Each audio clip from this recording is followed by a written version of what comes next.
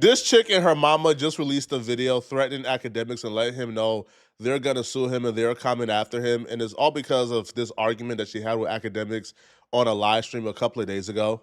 When women put out an idea that they have these unrealistic expectations of men is because they're into escort and culture. You and your homegirls are into escort and culture. Did you escort recently for Trippie Redd? I'm here to hopefully have a conversation that we can make a conclusion. No. Why is that even coming out your mouth? It's 20 different girls on that trip.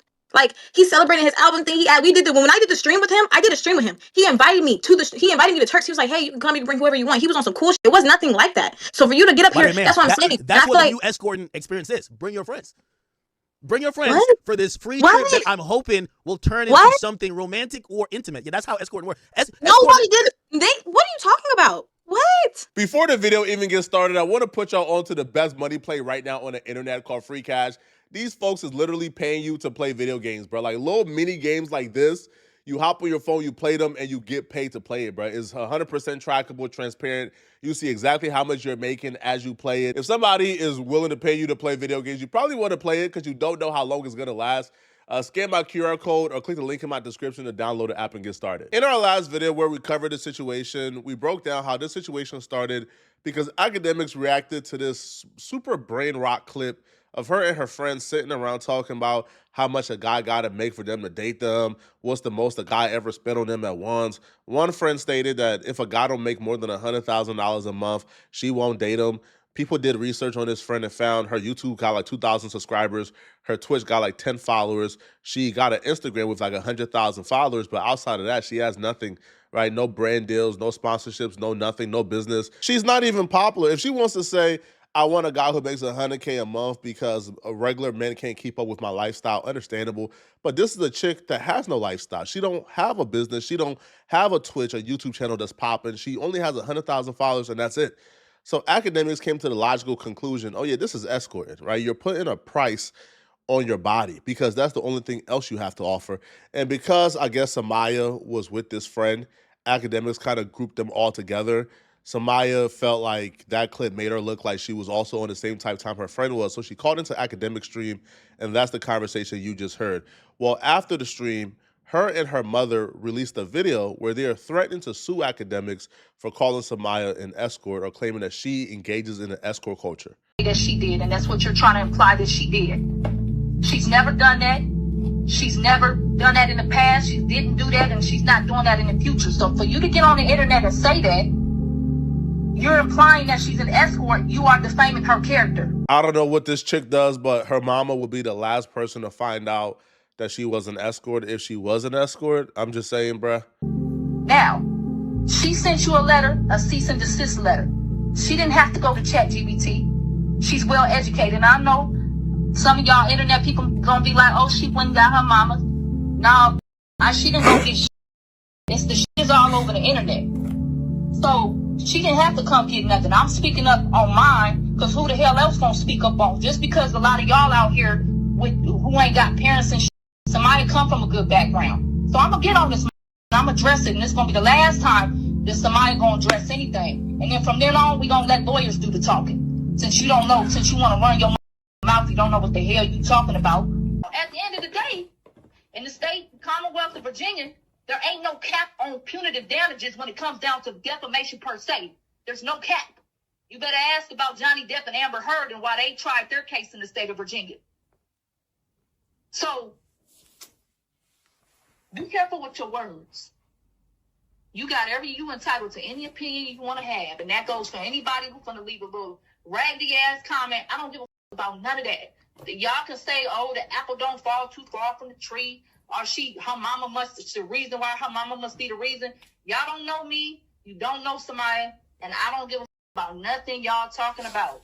Because at the end of the day, somebody, a young girl, she having fun. The Megan Thee Stallion and Milagro case set the precedent that YouTubers, we are credentialed media. We do count as media. So hence, in order to sue us, you need to send a cease and desist. So the defamation don't start until after the cease and desist. So after she sent what she sent, if Akademiks continue to call her an escort and she's not an escort, then she got some action. But right now, she don't have much action because Ak hasn't really called her that ever since. Well, Ak responded back and gave like a brief recap of exactly what their conversation was off air, how he received the cease and desist. I'm gonna just give you a spoiler for Ak's reaction. Ak is not taking this thing seriously at all. The way Ak is talking about this or addressing this, he's not losing any sleep over Samaya and her mama threatening to sue him. Them comments start getting to her. Start getting to her. The comments start getting to her. Torturing her. Again, it's not me. Chat. She went to Chat GPT and wrote up a whole cease and desist saying she's planning to sue me. Kid you not. She sent it from her DM, sent it to, kid you not. But, and the fun, I was like, whoa. She was like, yo, you have, like, you're fucking up my money and you have people believing they have false thing about me. And I'm like, there's many different issues there, right? There's many different issues. I accuse her of participating in what I call escort culture. If that is defamation, I don't know. But okay. She claimed that being an escort was an illegal thing. No, that's not necessarily true. Prostitution is illegal. But if escorting becomes prostitution, if you're getting paid for it, never said she got you. But you know, that's really here and there. She sent me this whole legal document. No lawyer listed. It says pro se. That's how I know she went to Chat GPT. It was ironic because I felt like that was even hell proving a point. She said, "You're f***ing up my money by exposing this culture that you know my behavior could be associated with." What does that tell you already? But okay. Ultimately, you know, and I could tell, like, you know, this is one of the reasons why you don't really engage with these people, but they love to act like they want to engage. So I asked her because she's actually DMing me, right? I say, yo, hey girl, listen, you know, we're adults. You know, I remember I felt bad. I seen her out. She was getting teary-eyed and stuff. And that's how all these loudmouth chicks are, right? Like they'll be like, they'll call you the most vile stuff, you respond, but you start breaking down. Like if you break down their site, you break them down completely, because usually the nasty, vile things they say to you is only a facade of a very fragile ego and also a fragile, insecure person. So I even told her, I said, listen, you know, it wasn't even that big of a deal. I really got nothing against you. You know, you just made it personal. You sent them tweets at me. Like, I really made a general statement, even though, yeah, you were involved in that video that I reacted. And I asked her, I say, yo, listen, we're adults. And by the way, I hear people keep saying she's 20. I know she's 20 or 21, whatever. Quick side note, this chick age is utilized for almost every situation she's in, is brought up a lot. And I don't understand why. She's 20 years old. She's an adult. Her age was brought up when Floyd Mayweather tried to holler at her. Now, listen, if I'm Floyd, I'm 40 plus years old. I'm worth $1 billion. I'm not shooting my shot at 20-year-olds, but there's no way Floyd could have known that she was 20. When you look at this chick, she looked like she's like 25 plus. So, you know, Floyd didn't know her age when he shot his shot at her. But still, like, this chick is 20. She's a grown woman. She's not a child at all. Now, the age was brought up in his act situation to, you know, like, to get to shame Akademiks for going back and forth with her as if Ak was bullying her, when in fact, Ak made a general reaction, said nothing negative about her particularly, but then she hopped on Twitter and began to call Ak names that you should never call a grown man. Like, words that are like words you say when you want to go to war with somebody. That's what she said on Twitter about Ak. So if the back and forth happened and Ak is also disrespectful, now going and crying about a lawsuit, I guess, cool, I guess. Now, she gave Ak a list of demands. Her list to me was pretty reasonable. If she would have started asking Ak for a Lambo, a Lamborghini, $5 million, all right, bro, shorty, you tripping. But her list of demands for Ak was pretty reasonable. I think she asked Akademiks to, you know, just apologize and clarify that she's not an escort, to take down the particular clip where he's calling her that on his channel. And I think that was it. I asked her, I say, hey, listen, what's your number? I'll get on the phone with you, like, you know, just talk to him and be like, yo,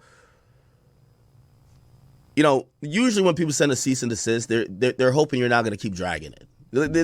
That's basically the admitting the white flag that, hey, listen, people are starting to maybe reflect some thoughts based on our conversation about me, and this could be something that's not good for me. Could you not keep dragging it? Bro, I don't have, no one wakes up and says, what is Somalia doing today? No. So yeah, there's no malintent. There's no, you know, I don't want to drag it or nothing like that. So I said, let's get on the phone. And here's what my proposition was going to, no. So I said, give me your number. So I'm saying, I want to get on the phone. Instantly. And this should tell you all you want to know.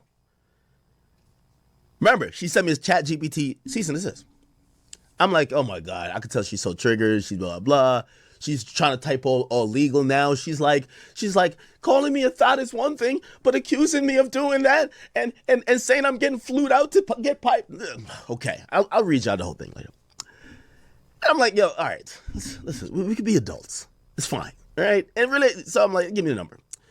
She misconstrues me asking for her number as me asking, like, for what number in monetary sum would I settle before we get to litigation?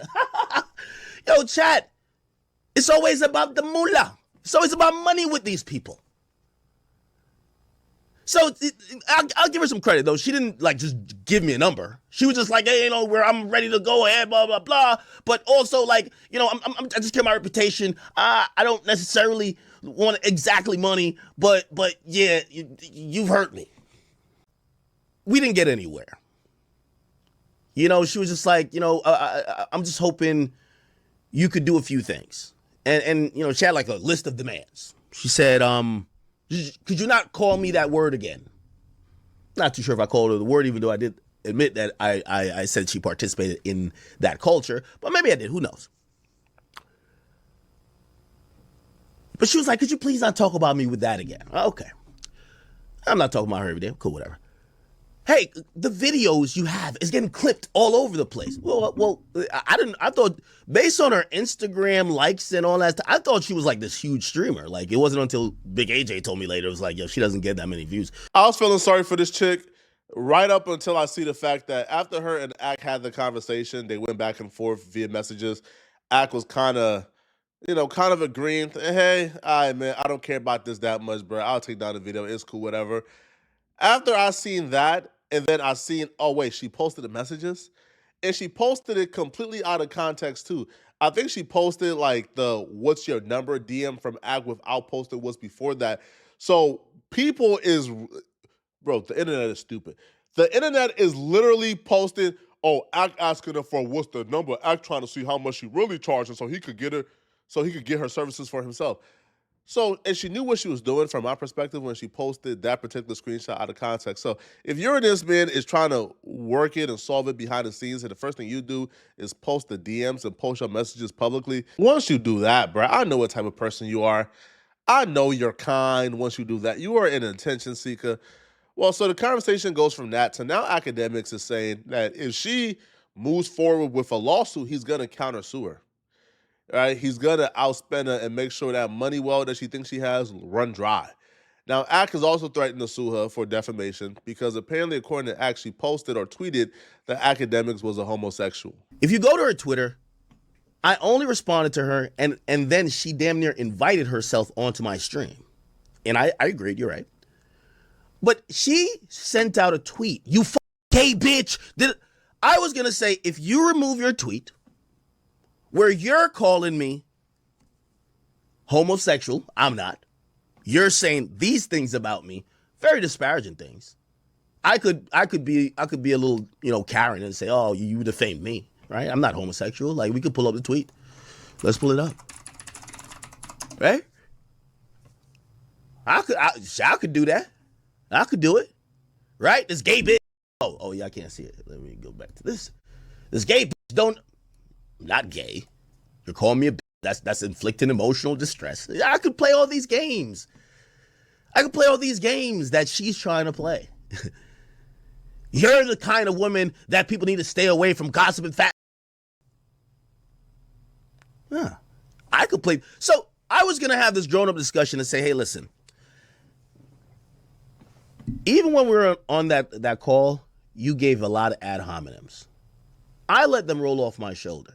Let's be very clear. Legally, you don't have much room to stand on. I'd wrap you up in legal court. I'm no stranger in paying for lawyer fees, and I'm only talking for civil. But if it gotta be, it gotta be. Who gives a f? I don't think any of these lawsuits is going anywhere. I gotta file a cease and desist before he sues her because she qualifies as media. Akademiks has not called her an escort ever since she sent that cease and desist, so she really can't sue him, to be honest. Bro, none of these lawsuits is going anywhere, man. I do believe that this chick, she kind of started the attacks and then she played the victim role afterwards. I don't think it's that serious. like from my perspective, bruh, if I'm just not saying her name. I'm just ignoring her, bruh, because I have no reason to. Like, my audience is a hip hop audience. They really don't care about this chick who's like a streamer. So let me know in the comment section, what do you guys think, man? Do y'all feel like she got a good case for defamation? I don't think so. But let me know in the comment section. And if you're still watching this video and want to watch another good video, click on this video right here to find out why Corey Holcomb snapped and tried to fight Anton Daniels live on their podcast. Like live mid podcast, he tried to fight him. Click on this video right here to find out exactly what Anton Daniels said to make Corey Holcomb want to fight him. I'm going to see you guys in this video. And if you love and appreciate these videos, liking and subscribing helps, but also sending the hype is how you push this video in the algorithm. So if you can afford it, please send me a hype, okay, to support me, man. I'm see you guys in the next video. I'm out of here, folks. Peace.